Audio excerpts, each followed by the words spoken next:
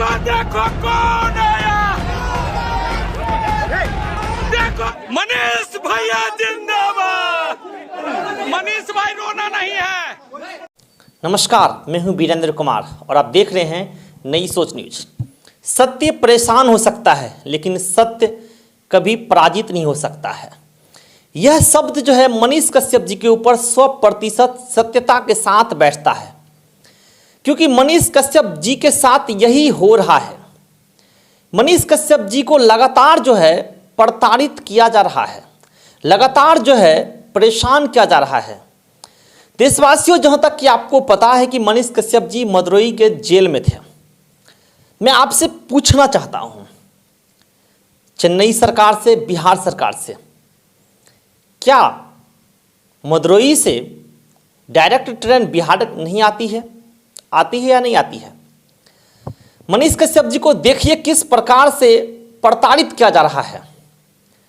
मनीष कश्यप जी को सबसे पहले मदुरई से चेन्नई लेके गया मदुरई प्रशासन जो है, फिर जो है चेन्नई से मनीष कश्यप जी को दिल्ली लेके गया। आप बताइए, क्या ये मनीष कश्यप जी को परेशान कर रहे हैं कि नहीं कर रहे हैं? फिर दिल्ली से पटना लाते हैं मनीष कश्यप जी को, फिर पटना से बेतिया ले जाते हैं। लगभग इस बीच अगर देखा जाए तो 5 दिन मनीष कश्यप जी को लगातार जो है वो प्रताड़ित किया गया। हालांकि उसके बाद बेतिया कोर्ट में मनीष कश्यप जी का पेशी हुआ और मैं लाख लाख धन्यवाद देना चाहूँगा बेतिया के जज महोदय को कि आपने गरीबों के आवाज़ को सुना, आपने सच को सुना।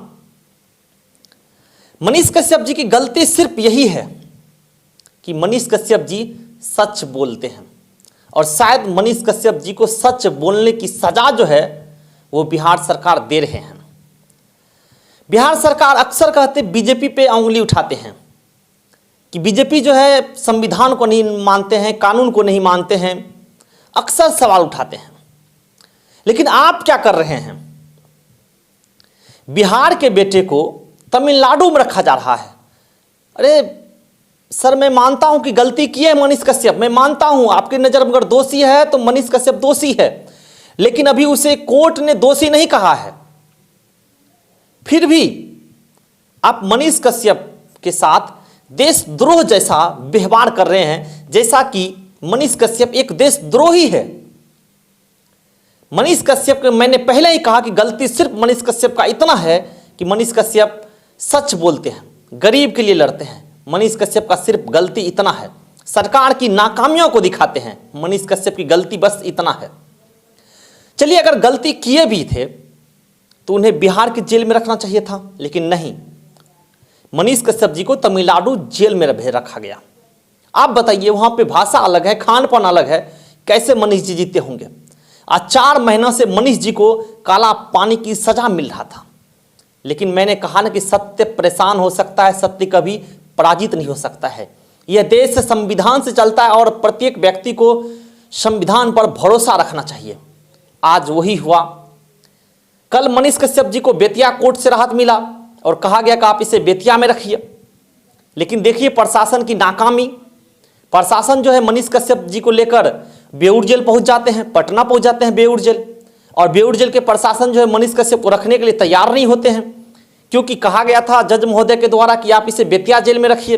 अब बताइए, 2-3 घंटे तक मनीष कश्यप जी को बेऊर जेल के गेट पर रखा गया। बेऊर जेल के गेट पर खड़ा रहा मनीष कश्यप। बताइए, उसकी सुरक्षा की जिम्मेदारी किसकी होनी चाहिए थी? कहीं ना कहीं पुलिस जो है अपनी नाकामी को छिपाने के लिए, कहीं ना कहीं सरकार अपनी नाकामी को छिपाने के लिए, कहीं ना कहीं मनीष कश्यप को प्रताड़ित करने के लिए, कहीं ना कहीं मनीष कश्यप को परेशान करने के लिए मनीष कश्यप के साथ जो है देशद्रोह जैसा व्यवहार कर रहे हैं। हालांकि आज मनीष कश्यप जी का पटना में कोर्ट में पेशी हुआ, लेकिन जज महोदय का धन्यवाद कि जज महोदय ने गरीबों के आवाज़ को सुना और आज मुझे यकीन और विश्वास होने लगा कि देश में संविधान है।